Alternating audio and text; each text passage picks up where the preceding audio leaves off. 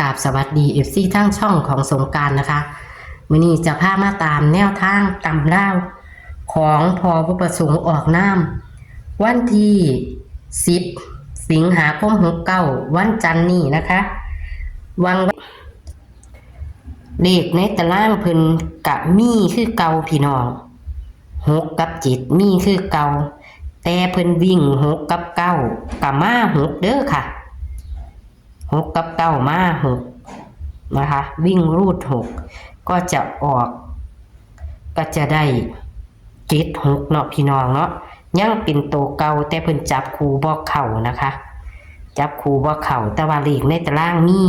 และก็เลขวิ่งก็มี6นะคะงวดนี้นะคะวันที่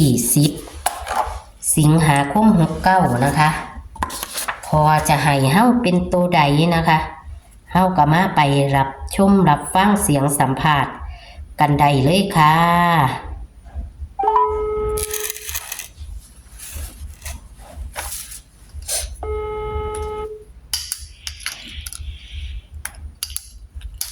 ฮัลโหลสวัสดีค่ะพ่อมาสายจักหน่อยมื้อนี้สายบักคักเลยล่ะ มีหลายอย่างได้ออกไปหาเอาคลิปของรัฐบาลไทยก็เลยได้มาสาจักหน่อยค่ะ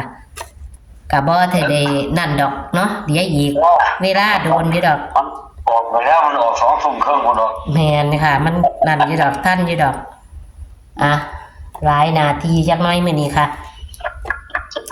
ทั้งพ่อก็อยู่ในตารางกับมีคือเก่าเนาะนี่มันว่าตัวเก่ามันก็จับบ่เป็นดอก ผู้ใดก็ว่าจังซั่นล่ะพ่อเอ้ยออก6หรือมา7 6มาอีกก่อนอยู่ตำแหน่งเก่าอีกตั้งหากตำแหน่งเก่าไปไสวะนี่แม่โอ้ยจะเฮ็ดกินคนคักคนแหน่โอ้ยผู้ใดก็ยอมแล้วพัฒนาหลดได้อย่าไปอาจารย์ได้ก็ร้องเบิ่งหลดว่าเฮ็ดหลีคนคักอีหลีดิเนาะพ่ออาทิตย์บางหัน15ตัวยังบ่เข้าอยู่แม่เนาะแม่นคักโพดมันโพดแต่จังว่ามันบ่ปกติเจ้านี่แม่นค่ะมึงนะมึงมาออก1 9 7 6 7อีกว่านี่แม่ดุยยังอยู่วางเก่าตำแหน่งเก่าอยู่7 6ตำแหน่งเก่าแต่แม่ถ้าเบิ่งมื้อนี่มันอยู่ตำแหน่งเก่าอีกบ่มันจะเป็นจังได๋เอาโลดพ่อเอาคือเก่าล่ะเฮาก็เลยลงไปตามหน้าที่แม่นก็ให้ FC คือกันล่ะแม่นค่ะรอไว้คันบ่มักนั่นก็ให้ FC จับเอาก็ยังว่ามันมีแท้ๆอยู่ในหันนั่นน่ะเนาะแม่นค่ะมันเฮ็ดแบบนี้จับให้เฮาก็ว่ามันเฮาจับคักแล้วครับยังบ่พลาดได้ตัวนี้จักสิว่าเพลงนี้มันอยู่เด้อค่ะ73 74 70มันมีไปออก77เนี่ย97ก็มียังบ่เปลี่ยนโตอยู่ก็มี87ก็มีแม่แต่ว่าจังได๋อีกเอาใหม่พ่อเฮาให้เพิ่นจับเอาในตารางนี่ล่ะคันว่ามาก็จับเอารถบ่พลาดดอกค่ะเอาเลขในตารางมันได้ใหญ่ค่ะมี2 3 6 2 3 6 7 0 1 แล้วก็4วิ่งมัน6กับ7ได้ใหญ่6กับ7ครับค่ะจับคู่มี6 1 6 3 6 3 6 4 6 0 6 4 6 0 7 0 7 1 7 0 7 1 7 3 7 4 7 3 7 4 0 1 0 4 0 1 0 4 1 2 1 41แม่นบ่พ่อแมน4121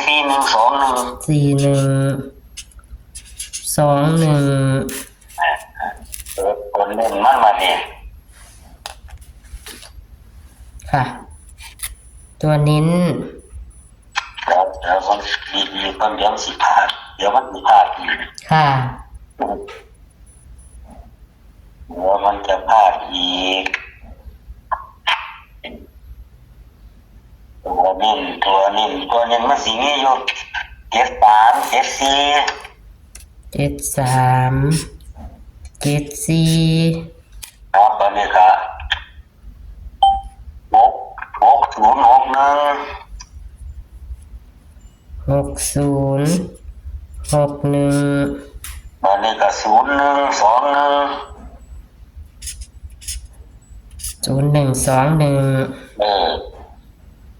6หาง นี่จับแล้วก็นี่ ค่ะ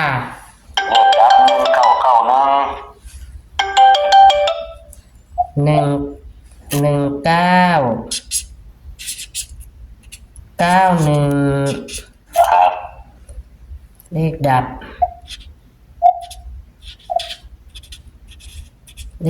ับ บนล่าง ตัวกันเบิ้ลมีบ่พ่อกันเบิ่งมันสิมี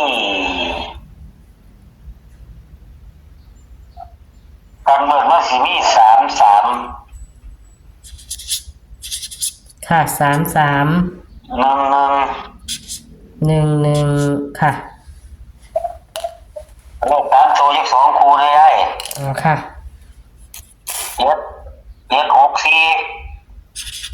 764 773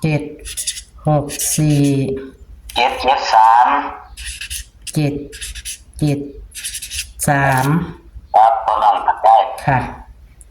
อ่ะกะสิขอบคุณพ่อเด้อค่ะ ครับยาย ค่ะ พอดีมีเสียงเข้ามาค่ะ ค่ะถูกโซ่วันมันมาแล้วมันเป็นจังได๋ดีค่ะ เรื่องถามพ่อ6กับ7มันตัวใดแห้งมัน6กับ7ที่ยายค่ะว่าเด่น7ลง6กันละค่ะ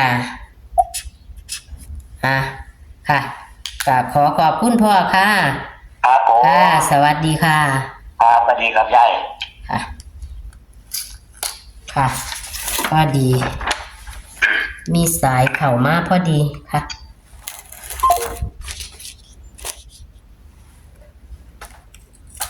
กะหลีกพอบ่ประสงค์ออกน้ำกะบ่ผิดหวังนะคะวันที่7ที่ผ่านมานะคะวันที่7ที่ผ่านมาบ่ผิดหวังค่ะเพิ่นอยู่ในตารางเพิ่นกับมีคือเก่าพี่น้อง6กับ7แต่พอบ่ได้จับให้นะคะแล้วก็เพิ่นวิ่ง6กับ9กับมา6แต่เพิ่นเน้นเก่าแต่ว่ากับมา6ก็คือ76นะคะพี่น้องแต่จับคู่บ่เข้าค่ะพี่น้องเพราะมันออกตัวเก่าเนาะนี่ค่ะวันที่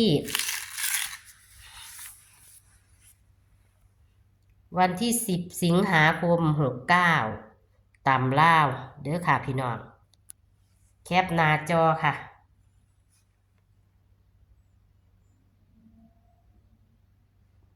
เน้นก็คือปากกาแดงขีดเด้อค่ะเลข3ตัวเพิ่นให้มามีฮอดเลข3ตัวเด้อค่ะ764 773นะคะเลข3ตัวนะคะกันเบิ้ลมี3311นะคะส่วนเลขดับเพิ่นกับ1991นะคะเลขในตารางกับมีเด้อค่ะกอดข้อกันมาดีค่ะพี่น้องนี่ค่ะตัววิ่งเพิ่นให้รูดจิตนะคะค่ะเห็นบ่เนาะค่ะพี่น้องเบิ่งคักๆค่ะ